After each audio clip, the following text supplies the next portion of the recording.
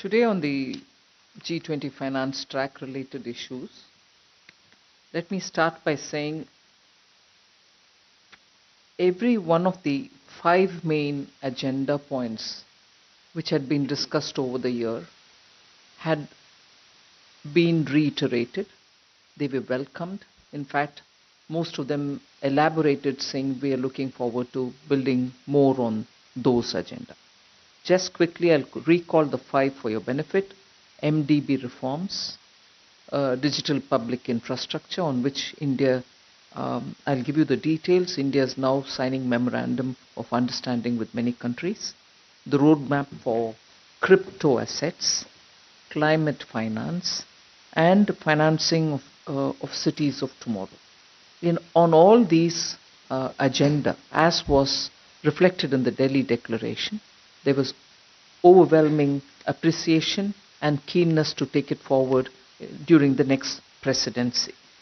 Particularly on the MDB reforms, there were several reiterations for building a better, bigger, and more effective multilateral development banking institutions. Now, even as I say this, several MDBs are already exploring options of collaborating with each other in areas such as innovative finance. So, the International Expert Group's report has been welcomed. Many aspects of it are already set on course. The boards are taking it up for each of the banks, particularly the World Bank has already started doing a lot of action which are reflective of what the recommendations are. When I said banks are collaborating with one another in looking at ways of innovative financing, I take the example of the African Development Bank and the Inter-American Development Bank, who are now collaborating on developing hybrid capital instruments. So you see that people are in the multilateral development banks already initiating many of the suggestions which have come through the international experts group. The other which I want to highlight on is that the US administration has asked US Congress to increase the World Bank's financing by more than 25 billion.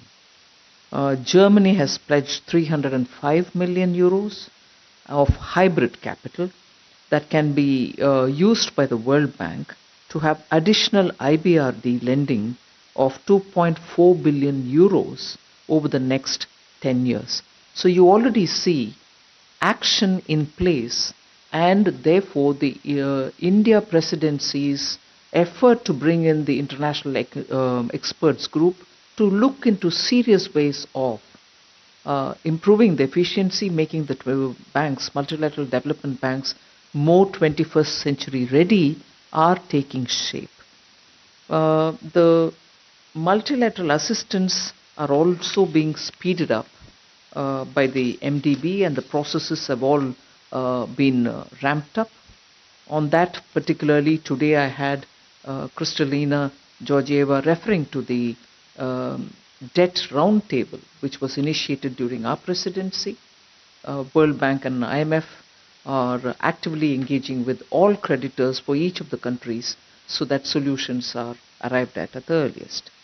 The next agenda on which there was a lot of a sense of working together, and I was very glad to hear the FSB speaking about the crypto asset framework on which they wanted the roadmap is ready. They wanted countries to take it up, and it is only through that we are going to have the risks which have to be managed by particularly the emerging market countries, which can be handled, because the roadmap actually has looked into some specific areas, and the mandate therefore includes proposing tailor-made measures to mitigate risks specific to the emerging market and developing economies, identifying appropriate strategies and outlining how to enhance the capabilities and capacities of these economies to face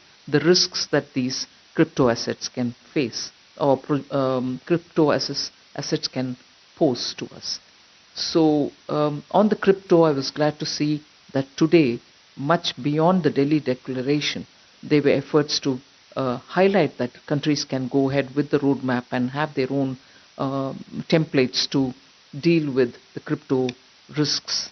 On the digital public infrastructure, I did mention to you that India is signing MOUs with countries.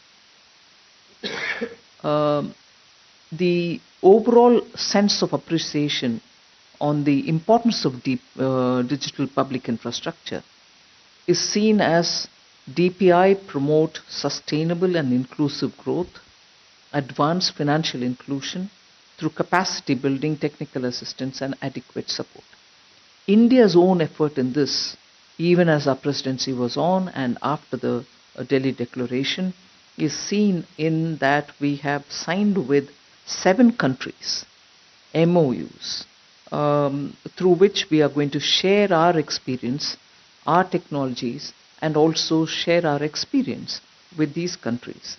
Now, India is also at an advanced stage with few more countries on cross-border. You know that cross-border acceptance of UPI was already made effective with Singapore and UAE. Now we are looking at very many more countries who will be taking this up so that they can provide an acceptance to our UPI and provide QR at merchant establishments. So even that's moving forward.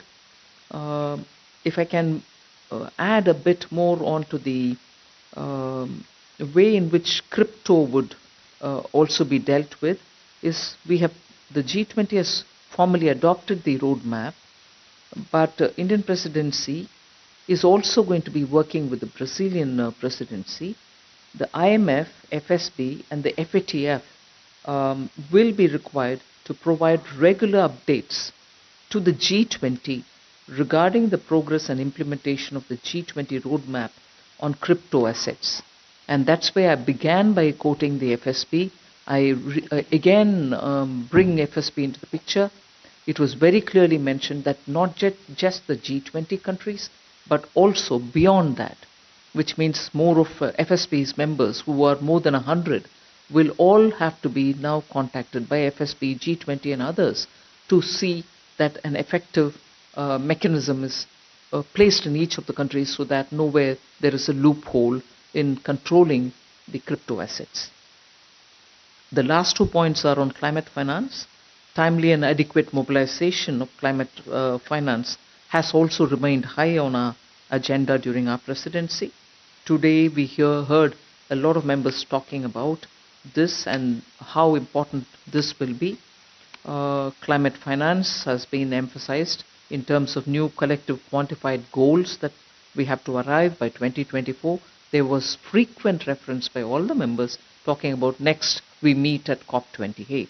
So this marked the major last summit under virtual, however, under the Indian presidency, and effectively ends the Indian presidency.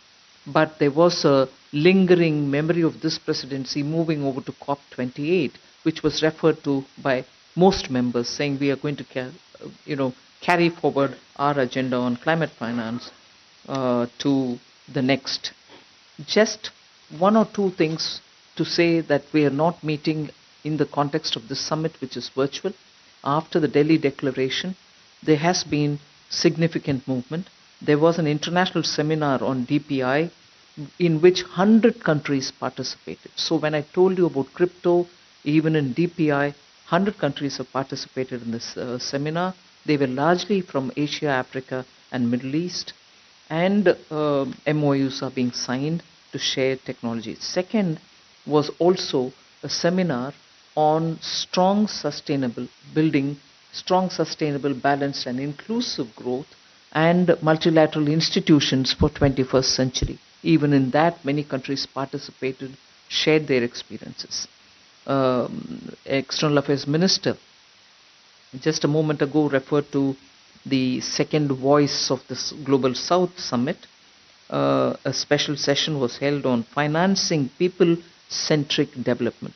So beyond Delhi Declaration, even that has been taken up.